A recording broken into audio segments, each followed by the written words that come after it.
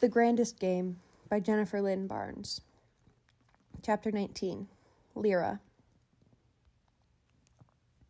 Instrumental music floated up from the ground floor as Lyra descended the spiral staircase. Avery Grams was nowhere in sight. It was like the heiress had disappeared into thin air. When Lyra made it to the foyer, she discovered that it had been transformed. Towering chocolate and white chocolate fountains sat opposite Greek columns the height of her waist. Each column boasted a platter of piled high with meat or fruits.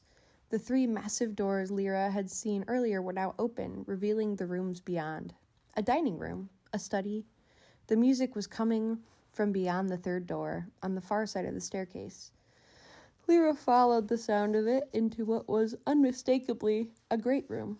Soaring ceilings boasted an elaborate crystal chandelier, but Lyra barely even noticed the sparkling crystals. Her brain couldn't process anything but the view. The entire back wall of the great room was made of glass. Floor-to-ceiling windows offered an unvarnished panorama of the Pacific Ocean at twilight. Thousands of fairy lights dotted the rocky shore. Lyra paced forward, pulled to the windows like a moth to the flame, and it was only once she'd crossed the room that she was able to turn back and shift her attention to what had happened inside the great room, to the ball. Lyra didn't see Avery anywhere, but based on the number of tuxedo-clad masked men present, at least some of the Hawthorne brothers had to be there. Not Grayson. Lyra couldn't shake the feeling, the very annoying feeling, that she would have recognized him instantly, no matter the mask he wore.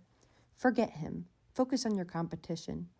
Odette was easy to pick out, with her long, thick, black-tipped hair. The old woman wore a black velvet gown complemented by matching gloves that covered her from elbow to fingertip. Her mask was white, feathered. On the outside edge of each cat-like eye there was a single deep red gem. Rubies, Lyra thought, and not small ones. Savannah was just as recognizable. Her platinum blonde hair was pulled into an even more elaborate braid now than it had been before. From behind, Lyra couldn't see Savannah's mask, but that did nothing to lessen how striking the other girl looked.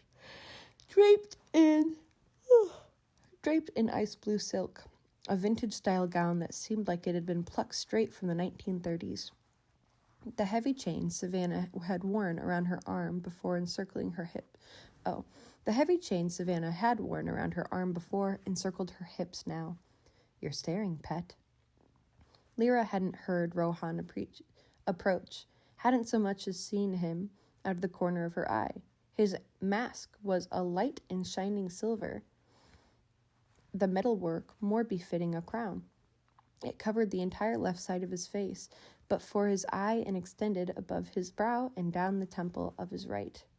The startling asymmetry of the mask made Rohan look, if not broken, then just a little bit twisted. In a good way. I wasn't staring, Lyra said. Let me guess, Rohan murmured. You were looking at the walls. The walls? For the first time, Lyra looked at the perimeter of the great room. Wood panels lined the walls. A raised design in the wood was reminiscent of Art Deco, but the longer Lyra stared at it, the more the design called to mind a maze. This is the grandest game. What are the chances that it is a maze? Are we talking about walls? I love walls. Another masked gentleman slid in between Lyra and Rohan, with an impressive shimmy. The newcomer was tall and wore a golden mask. He held out a hand to Lyra. This is the part where I humbly admit to being the boldest and most dashing Hawthorne, or, at a minimum, the least wary of explosions and social rejection, and ask if I can have this dance. Lyra realized, was the youngest Hawthorne brother, Xander Hawthorne. Dance? Lyra looked beyond Xander's outstretched hand to the center of the great room, where two others had indeed begun to dance. One of them was Avery Grams, which made her masked partner, Jameson Hawthorne. Avery and Jameson each held a hand up, their palms touching as they walked in a slow, seductive circle around each other. The dance looked like it had been lifted from another era, one where men and women could barely touch, and yet, watching the two of them circle each other, Lyra found it hard to breathe. Snap out of it, she told herself. tearing her gaze away from them and taking Xander's outstretched hand. He was here to do a job. She was here to do a job. Anything it takes to win. I don't suppose you have a clue to dispense, Lyra asked Xander. She and the other players still hadn't been told anything concrete about what was to come, other than the fact that, in some senses, the game would start tonight.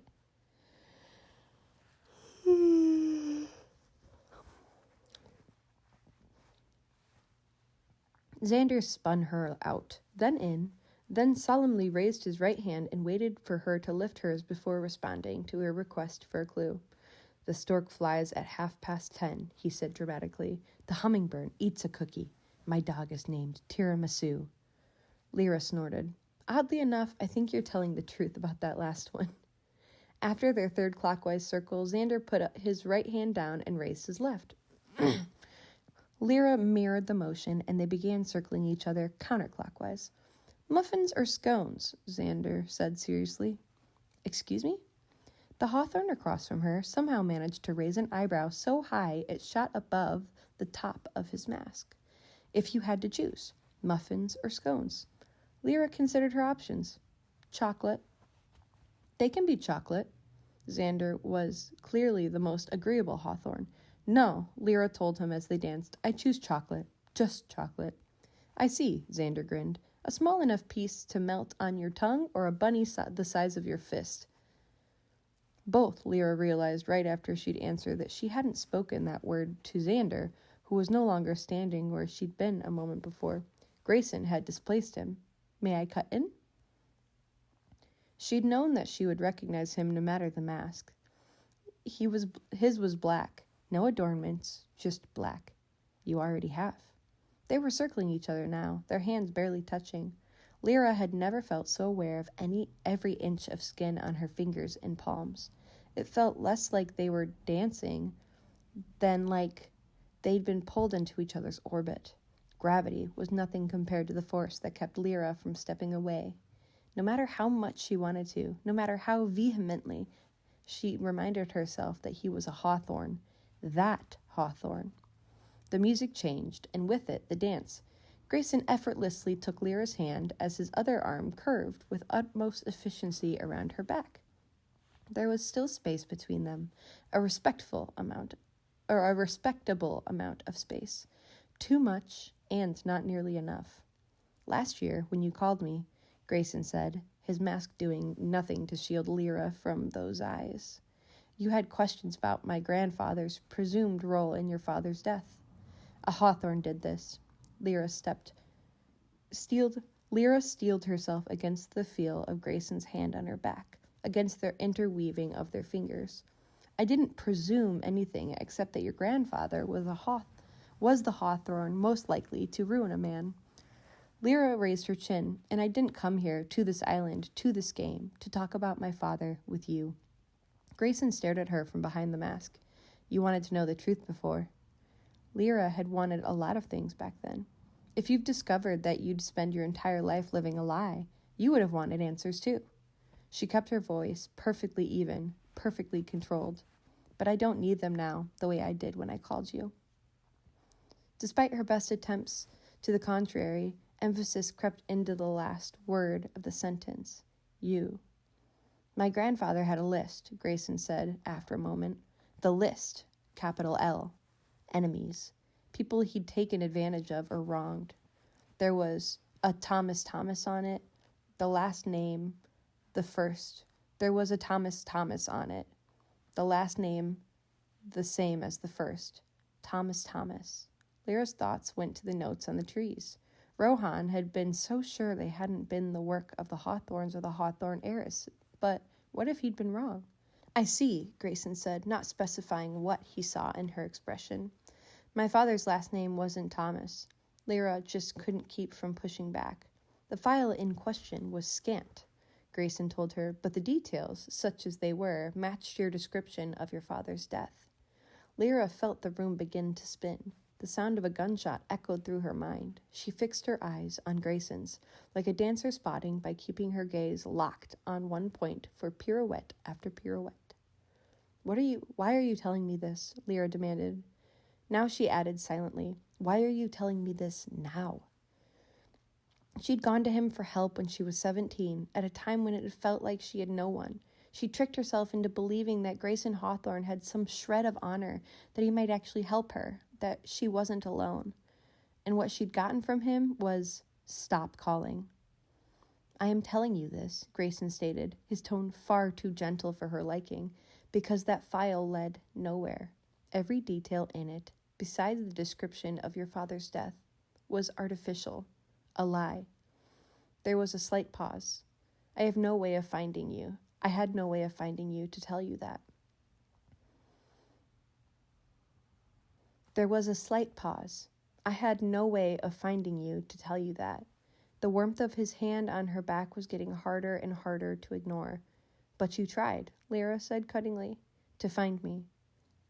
Her withering tone made her skepticism clear, because if Grayson had actually tried to find her, he would have, the way Avery Grams apparently had for the Grandest Game. "You told the heiress something, and she found me, or your brothers did, or maybe they chose players from the capital L list of Tobias Hawthorne's. Either way, they didn't have any problem tracking me down." Lyra didn't think for a second that Avery or the rest of the Hawthorne family was somehow more capable of moving mountains than Grayson was. Grayson Hawthorne could damn well move mountains with a flick of his wrist. If you'd really wanted to find me, you would have. For the longest time, Grayson was silent, and then his expression shifted, the angles of his face becoming more pronounced. "If you are here as part of some vendetta against my family—" "I'm here for the money," Lyra cut him off. If she'd been capable of it, she would have cut him down, but he was Grayson Hawthorne, not easily felled. "And you don't get to act like I'm a threat because of some list made by your soulless, life-ruining billionaire grandfather.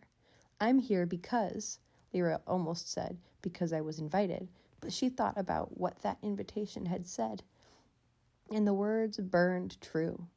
"Because I deserve this." Now was not a time for her to go hoarse. "I don't have a vendetta against your family," she continued, her voice low. "I'm not a threat. I'm not asking for anything from you. Except," Grayson said, the oddest undercurrent in his tone, "for me to stay out of your way." Lyra wanted so badly to look away from him. Her anger smoldered, then burned. "That's the only thing I could ever want from you, Hawthorne boy." Grayson dropped her hand. He pulled back, ending their dance. "Consider it done." The music stopped, and the next thing Lyra knew, Avery and Jameson were making their way to the front of the room. Focus on them, not him. Never him. "Hello, everyone," the Hawthorne heiress took off her mask, and for a moment her gaze lingered on Lyra. "And welcome to the second annual Grandest Game." That's the end of Chapter 19.